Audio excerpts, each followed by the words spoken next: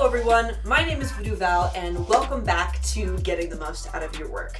In this video, which is part number 4, I'm going to go over a couple quick and easy ways to create motion posts for social media. We're going to be diving into Photoshop to create a GIF, and then we're going to be using Rush and Adobe XD to create a cool animation video that you can then post to your Instagram feed. So let's get started. Before I begin our video today, I'd like to make note of the Creator Center. So as you can see over here on my right-hand side of the Creator Center, I've got all of my work apps set to priority so that I know I'm getting the best performance out of this laptop. Another thing that you can do is make sure that you set your Creator 15 to Adobe RGB 100% to make sure that you are utilizing the true pixel display on the Creator 15 to its fullest potential, and all of your colors are going to appear exactly as you intend them for your audience while creating your work. One of the things I want to do before we jump into animating is I want to show you how I organize my files and prepare them for an animation. So as you can see here, I have my libraries open and I've got my background in here that I'm going to be using for the background of the animation. I also have some icons in here for some star shapes that I'd like to add, and I also have my Knox painting. And something that I have done to the painting, if I can open it up here, you'll see that I have a mask layer in here so that I have a version of him with the background and without it. And the way that I have actually done this is I've grabbed the object selection tool, I just select this whole space around him, and then I can come down to the bottom of my layers panel and hit the mask button and it will mask it out.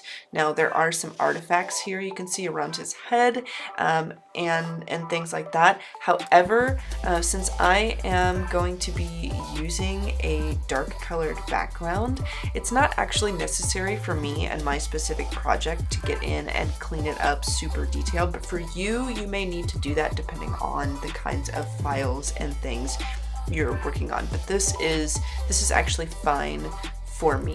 The next thing I want to do is grab these icons here, because since I'm going to be animating them against a dark background, I'd like to take these icons, put them over here by his head, and have them float and move around, but I'd like for them to be the same color as the moon. So what I'm going to do is open up my small star here. I'm going to double click the layer and open up the layer styles, and then I'm going to come over to the left hand side and click color overlay, and you can see I've got this gold, this nice kind of yellowish gold color. I'll hit OK, and you can see I've created a version of that star that has the yellow gold color. Now I can click that layer, click Ctrl J to duplicate it, and then I can convert that to a smart object. So now I have a separate layer that has the star of that color on there. And I'm actually going to do the exact same thing with my larger star icon here. I'm just going to open that up, hit that edit button, and then I am, just like the last one, going to double click it, hit that color overlay option, hit OK, and then I'm going to duplicate it and convert that one to a smart object as well, so that I have these two separate layers with the color. And then I can just literally drag them into my library that I have created for this particular video. And then I have all of my files here. And the thing that's really important about this is we're not only going to be working in Photoshop today, we're going to be working in Adobe XD. So all of these files are actually going to be available to me when I open XD, just for a much smoother workflow and easy access to my files. So now I'm going to open up my background because I'm going to actually show you how we can do an animated GIF in Photoshop. So I'm just going to start dragging in all of my assets and quickly organize them in the space as I want to animate them. And now what I'm going to do is I'm going to animate these stars kind of moving here. I'm going to put a lot of movement into this GIF. So I'm going to open up the timeline here, so that I can come down here and start adding in frames and everything. And the thing that's important to keep in mind here is that I'm going to be adding layers as frames to this timeline animation. So I need to create some frames of my animation and make them their own separate layer so that I can quickly do that. So I've got this first scene set up right here. So I'm just going to select all these layers. I'm going to group them together with Control J. And then what I'm going to do is name that to frame 1. And then what I'm going to do is duplicate it, and I'm going to open up this group, and I'm going to start moving things around and editing it. So for example, I know that I want Nox to move, so I'll select Nox, and what I'm going to do is hit Control T, and I'm just going to use my up and down arrow keys to move him down just a tiny bit, just a little bit, because keep in mind we're making frames here, so I'm going to do a series of these with Nox moving just a little bit at a time. And then I'm going to do the same thing with the stars. So if I select one of the stars, I can do that same Control T, and I can use my up and down arrows to start bumping it up and down, and I'm just going to kind of speed through this process of editing because what I'm going to do is you'll see I'm going to start bumping them up. I'm going to create the very first and second version of this, and then it's going to get a little tedious from there, so I'm just going to push right on through, and then we'll come back to how I actually start arranging those frames nicely. And I'm still duplicating the group because now, as you can see, I'm going to be creating smart objects from them. I'm going to duplicate the first 3, and then I'm going to rearrange those so the stack goes 1, 2, 3, 4, and then in reverse 3, 2, 1. So Nox will move down, stars will move up, stars will move down, Nox will move up. Now what I can do is I can create a frame animation. So it's created a frame animation from that first frame, and then I can click that menu and go to make frames from layers. And now it's added all of my layers in order. And when I press play, you can see, boom, it animates all of my layers as frames in order in a very nice way. And this looks pretty good. The one thing about doing animations this way in Photoshop, though, is that if you want something a little smoother or you want an animation that is a little more intricate, it's going to be a little more difficult here because you're creating these frames by hand, and sometimes that can get a little tedious, especially if you want more detail. So I'm going to go ahead and export this, and then I'm going to show you how we can come up and make these stars a little more detailed in XD rather than Photoshop. So I'm gonna come up and I'm going to do an export. So from File, if you scroll down to Export, go ahead and go to Save for Web Legacy. And here you'll see I've got mine selected to GIF by default, so I'm going to leave that. One thing I want you to keep in mind when it comes to exporting GIFs is you have a limited amount of color that you can use whenever you export a GIF. So if your painting or image or whatever it is you're animating is incredibly detailed and it has a lot of different colors in it, you may notice like a drastic change in detail when you export it. Now, if that doesn't matter to you, you can go ahead and export it. Or if, maybe you have an image that has a lot of texture, so a small bust down in quality doesn't actually change anything too much, and that's fine. That's cool, go for it. Or I would suggest using simpler shapes. Now this is the preview of it. I've saved it and exported it, and you can see kind of what I have at the end here. And this is a really good GIF, I think, just to be able to throw on social media to highlight my painting in a way that grabs attention with motion. But now we're going to jump into XD. So I've got just a blank canvas, blank artboard open here that's just 1000 by 1000 pixels. And what I'm going to start doing is recreating that same animation that I did in Photoshop. And you can see here on my left-hand side, I have my CC libraries open. So all of these files that I edited and created in Photoshop are over here for easy access. So I'm going to do the same thing. I'm just going to start dropping in all of the files that I need in order to recreate that scene, throwing in my background, throwing in Nox, and then starting to drop in all of my stars. Boom, there we go. Kind of making it small. It's not 100% perfectly accurate to how I had it in Photoshop, but it's the same basic idea. Now what I'm going to do is I'm going to rename this to Nox 1. Okay, this is very important. And then what I'm going to do is hold Alt, and I'm going to drag from the title of that artboard and create basically a duplicate of it. And then what I'm going to do is rename this one to Nox 2. Now when we start to auto animate, the reason why I need a duplicate of these is because the way the animation works is if I have two artboards and those artboards both contain copies of the same elements, if I link those two artboards together and then move elements on one of them or the other and set those artboards to auto animate in the prototype features of XD, it's actually going to animate the elements that I've moved from one state to the next for me. So I don't have to move stuff around too terribly. I don't have to do all the frames in between all of the elements moving. I just have to move one from point A to point B, link those artboards together, and then press play. So this is what we're gonna do. I'm gonna select my Nox because I know that I want Nox to move down, okay? And then I'm going to, let's see, we'll actually push him up just a little bit. So this is going to be slightly different from Photoshop. We're going to push him up, and then I'm going to select the second Nox and I'm going to bump him down. Now in order to prototype it, we're going to have to link these two things together. So I'm going to come up to prototype in the top left-hand corner. Go ahead and select that. And then what I'm going to do is select that first artboard and grab this little arm here on the right and drag it and connect it to the Nox artboard on the left.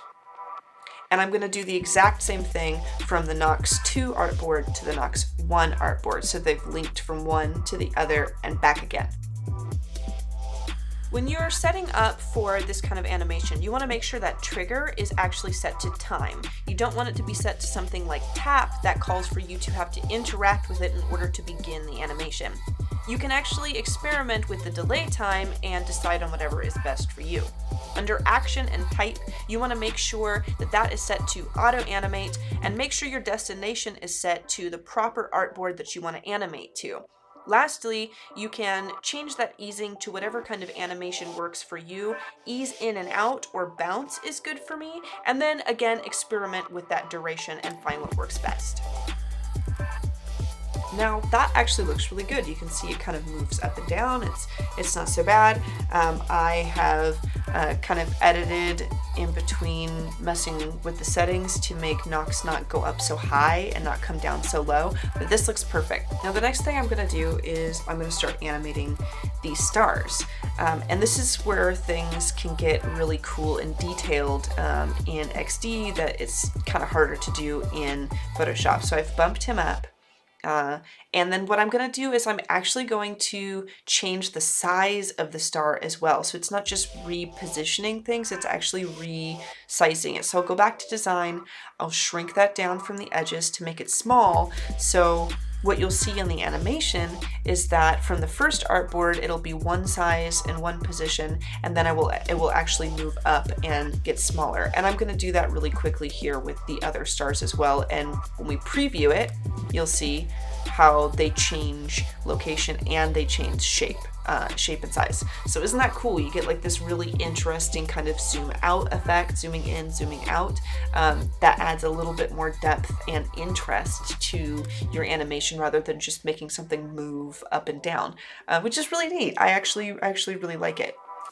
Now, one last thing I do actually want to tweak before I call this done is I'd like to come over and kind of tweak the positions and shapes and sizes, because I don't want the stars to look like they are kind of expanding at the exact same intervals up to the same shape.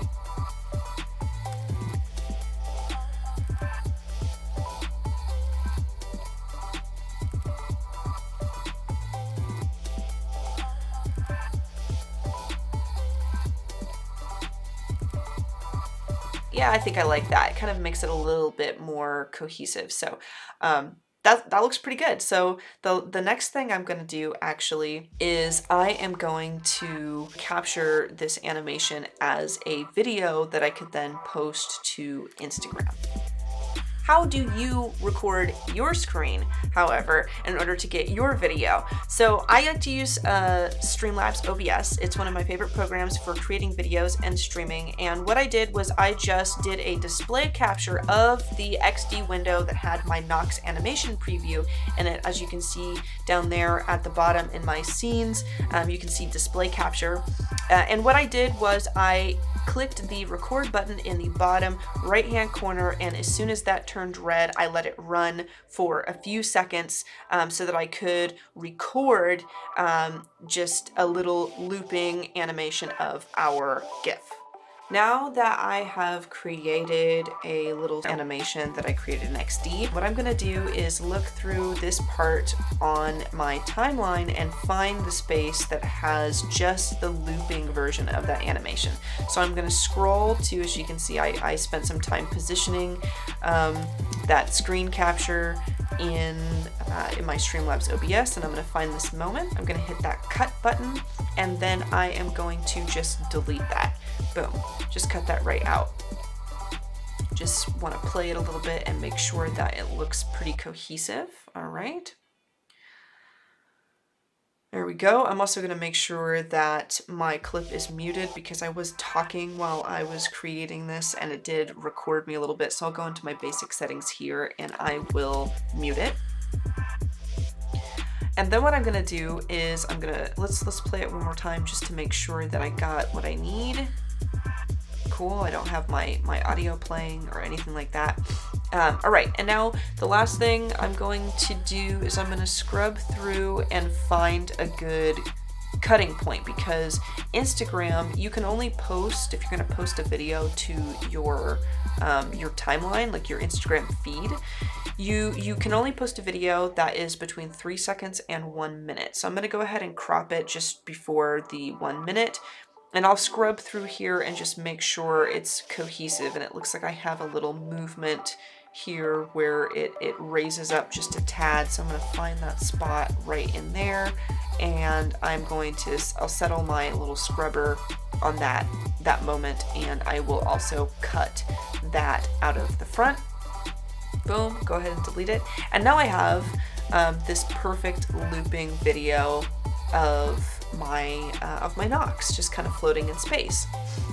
And the very final step to this is I'm going to crop it. So I'm going to come to this change sequence aspect ratio, set it to 1:1, and now the entire canvas is cropped to a square, which is perfect. That is exactly what I wanted to be able to post to Instagram. And the last thing that's left to do is to go to the share panel and export. So I'm just going to rename this quickly to Nox Animation. And then I can select a folder for it to actually be exported to and go ahead and say export. And it only takes a few seconds here just to export because it's a very small video, and that is it. Now I have a perfect video in the perfect ratio that's going to look great on my Instagram feed. And there you have it, folks. Thank you so much for joining me on this 4-part journey of getting the most out of your work. It's been an absolute blast creating all of these graphics and animations and paintings for you all along the way. Please comment in the comment section below and let me know if you'd like to see any other tutorials. And don't forget to check out the Creator 15 from MSI that I used to create all of these videos. It's a really excellent tool and I know you folks will love it. So until next time, adios everyone.